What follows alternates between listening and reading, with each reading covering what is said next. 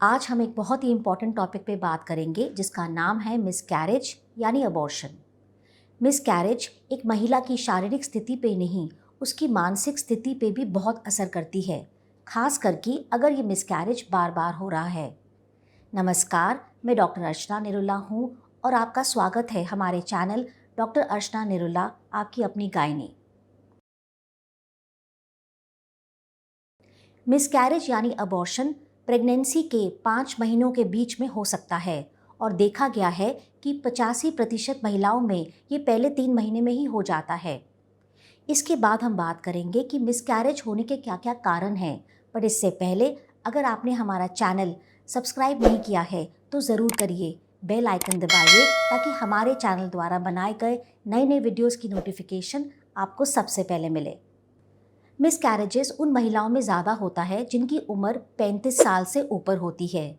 इसके साथ साथ वो महिलाओं जिनमें पहले भी मिसकैरेज हो चुका होता है, उनमें भी दोबारा से अबॉर्शन होने के चांसेस रहते हैं। अगर आपको डायबिटीज़ की शिकायत है यानी शुगर की प्रॉब्लम है, अगर आपका थायराइड हार्मोन बढ़ा हुआ है या कोई भी अदर हार्मोन जैसे प्रोलैक्टिन हार्मोन उसका संतुलन बिगड़ा हुआ है, तो आप में मिसकैरेज के चांसेस ज़्यादा होते हैं।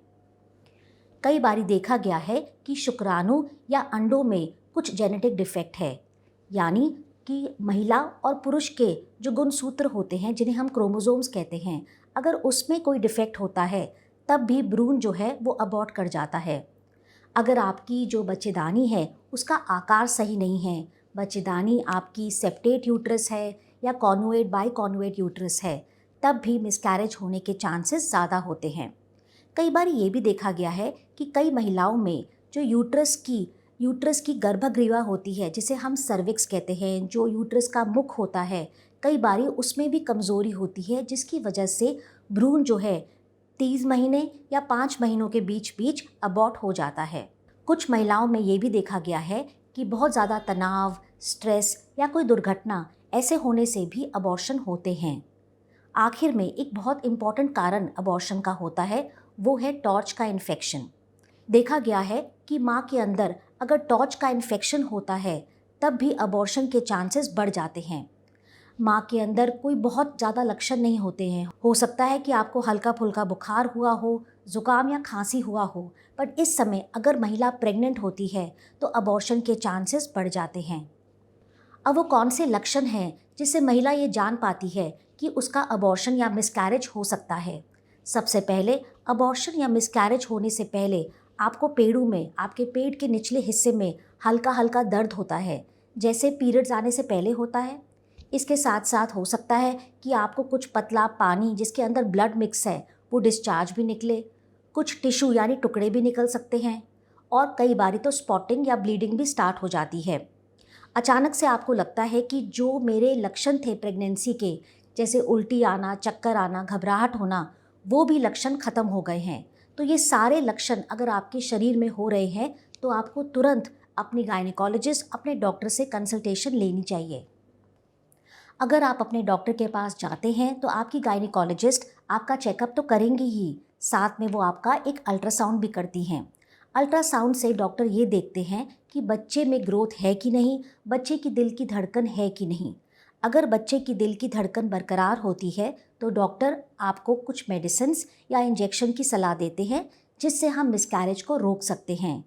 पर अगर मिसकैरेज कंप्लीट हो चुका है, यानी बच्चे में कोई ग्रोथ नहीं है, बच्चे की दिल की धड़कन बंद हो गई है, तब डॉक्टर आपको सफाई की सलाह देते हैं।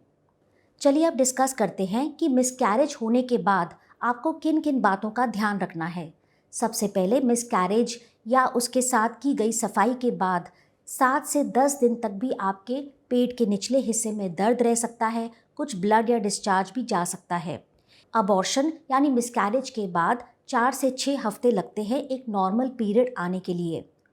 अगर आपका मिसकैरेज हुआ है और उसके बाद आपकी सफाई हुई है तो तकरीबन आपको 1 या 2 नॉर्मल पीरियड्स आने देना चाहिए।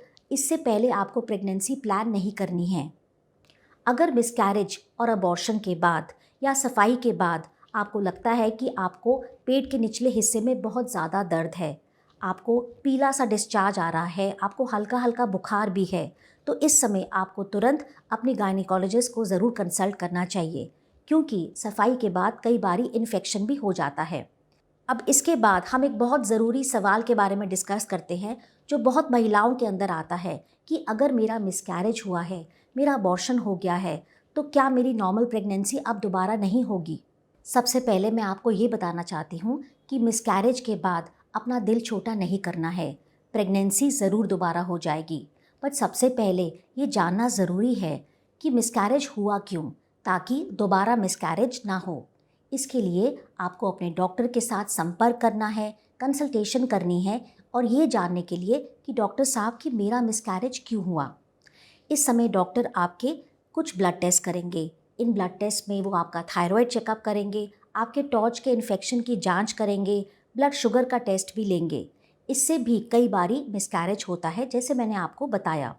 साथ साथ डॉक्टर आपका अल्ट्रासाउंड करेंगे ये चेक करने के लिए कि बच्चेदानी के अंदर की परत सही है कि नहीं, कोई गांठ या रसौली तो नहीं है। कई बारी डॉक्टर हिस्टोस्कोपी की सलाह भी देते हैं।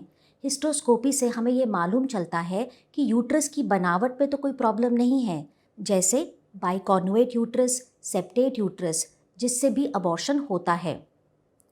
अगर डॉक्टर को ये मालूम चलता है कि आपके बच्चेदानी का जो मुंह, जिसे हम सर्विक्स या गर्भगृह कहते हैं, वो लूज है, उसमें कमज़ोरी है, तो अगली प्रेगनेंसी में तीसरे महीने से पहले पहले ही डॉक्टर उस पे एक टांका लगा देते हैं, जिसे हम मैकडॉनल्ड स्टिच कहते हैं। मैकडॉनल्ड स्टिच जो है वो बार बार मिसकैरेज को रोक सकता है। आखिर में अगर आप प्रेगनेंसी दोबारा से प्लान कर रहे हैं तो ध्यान रखें कि प्रेगनेंसी प्लान करने के 3 महीने पहले ही आपको डॉक्टर की सलाह से फोलवाइड की एक गोली नाश्ते के बाद स्टार्ट कर देनी चाहिए। इसमें भ्रूण के अंदर कोई गुणसूत्र का डिफेक्ट आना, कोई जेनेटिक डिफेक्ट आना, उससे आपको बचाव मिल सकता है और मिसकैरेज रुक सकता है। आशा करती हूँ कि आपको इस वीडियो से बहुत लाभ होगा और अगर इस वीडियो से संबंधित आपके मन में कोई भी सवाल है तो कमेंट बॉक्स में ज़रूर पूछिए, हम आपकी मदद ज़रूर करेंगे।